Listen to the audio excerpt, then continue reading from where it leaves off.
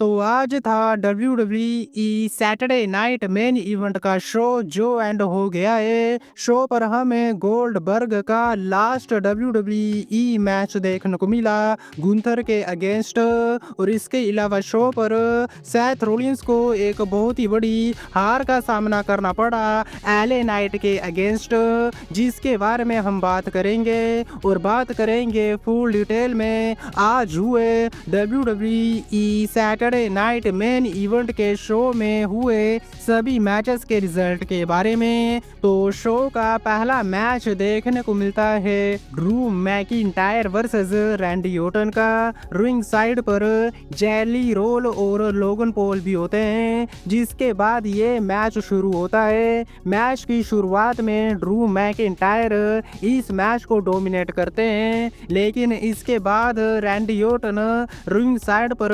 लगातार 3 power slam लगाते हैं ड्रू मैकिंटायर के ऊपर, जिसके बाद हमें विंटेज DDT देखने को मिली रैंडी ऑर्टन की तरफ से। लेकिन तभी Drew McIntyre out of nowhere claymore kick लगा देते हैं रैंडी ऑर्टन के ऊपर, लेकिन रैंडी ऑर्टन किक आउट करते हैं, जिसके बाद रिंग साइड पर धक्का मुक्की हो जाती है जेली रोल और लोगन पॉल के बीच। ड्रू मैकिंटायर की भी तू मैं हो जाती है जेली रोल के साथ, लेकिन तभी पीछे से आकर रैंडी ऑर्टन RKO लगा देते हैं ड्रू मैकिंटायर के ऊपर और पिन करके इस मैच को जीत लिया रैंडी ऑर्टन ने। लेकिन मैच के बाद लोगन पॉल अटैक कर देते हैं रैंडी ऑर्टन के ऊपर, जेली रोल सेव करते हैं रैंडी ऑर्टन को और वो लोगन पॉल को एक जोर का पंच दे मारते हैं, लेकिन तभी ड्रू मैकिंटायर वहां पर आते हैं और वो जेली रोल के ऊपर क्लेम और किक लगा देते हैं, जिसके बाद सिक्योरिटी गार्ड्स वहां पर आते हैं और वो रोकते हैं ड्रू मैकिंटायर को। तो ऐसे करके हमें इन चारों के बीच बहुत ही बड़ी भसड़ देखने को मिलती है, लेकिन रैंडी ऑर्टन ने हराया ड्रू मैकिंटायर को। इसके बाद शो पर solo Sikoa versus Jimmy Uso के बीच मैच देखने को मिलता है, जहां पर सोलो सिकोआ अपनी यूनाइटेड स्टेट चैंपियनशिप को डिफेंड कर रहे थे जिमी ऊसो के अगेंस्ट।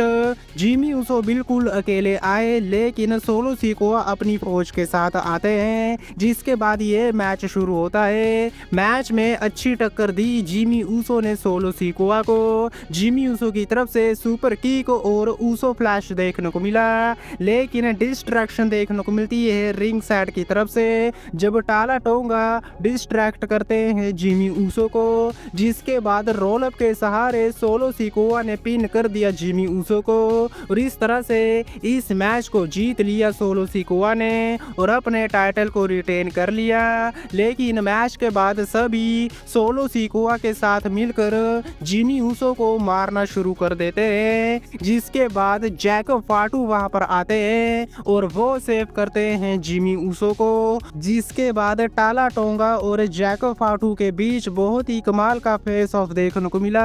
सबसे पहले टाला टोंगा सुपर किक दे मारते हैं जैको फाटू के ऊपर, लेकिन इसके बाद जैको फाटू सभी के ऊपर सुसाइड डाइव लगा देते हैं, जिसके चलते सोलो सिकोआ और उनकी फौज को वहां से जाना पड़ जाता है और रिंग में स्टैंड होल देखने को मिलता है जैको फाटू की तरफ से। इसके बाद Seth Rollins versus LA Knight के बीच सिंगल मैच होता है। बात करें इस मैच के बारे में तो ज्यादा लंबा ये मैच नहीं चला, क्योंकि मैच के बीच में ही सेथ रोलिंस को घुटने में इंजरी आ गई, जिसके बाद एले नाइट अपना फिनिशर BFT लगा देते हैं सेथ रोलिंस के ऊपर और पिन करके इस मैच को जीत लिया एले नाइट ने। जी हाँ, बिल्कुल सही सुना, काफी शॉकिंग हार हमें देखने को मिली सेथ रोलिंस की, लेकिन सेथ रोलिंस को इंजरी आई इस मैच में, जिसके चलते सेथ रोलिंस को एक शॉकिंग हार का सामना करना पड़ा, लेकिन एले नाइट को एक बहुत ही बड़ी विक्ट्री मिली और उन्होंने हराया सेथ रोलिंस को।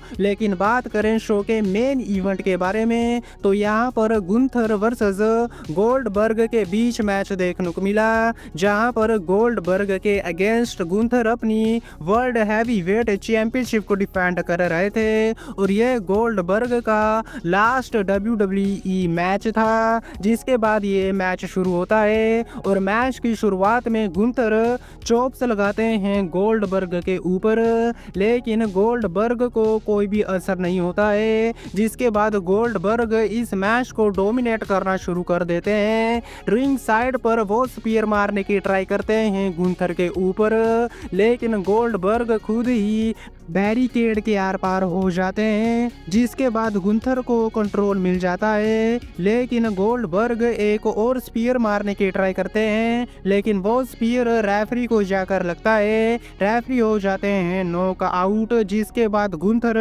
जलील करना शुरू कर देते हैं गोल्डबर्ग को, क्योंकि रिंग साइड पर गोल्डबर्ग के बेटे केज बैठे होते हैं और उनके साथ धक्का मुक्की हो जाती है गुंथर की। लेकिन जैसे ही गुंथर रिंग में जाते हैं, गोल्डबर्ग स्पीयर लगा देते हैं। जिसके बाद जैक हैमर भी लगाया गोल्डबर्ग ने गुंथर के ऊपर, लेकिन पिन करने में बहुत ही ज्यादा देरी लगा दी गुंथर के ऊपर गोल्डबर्ग ने, जिसके चलते गुंथर किक आउट कर जाते हैं। लेकिन इसके बाद स्लीपर होल्ड में डाल दिया गुंथर ने गोल्डबर्ग को और वहां से नहीं निकल पाते हैं गोल्डबर्ग और गोल्डबर्ग हो जाते हैं पास आउट।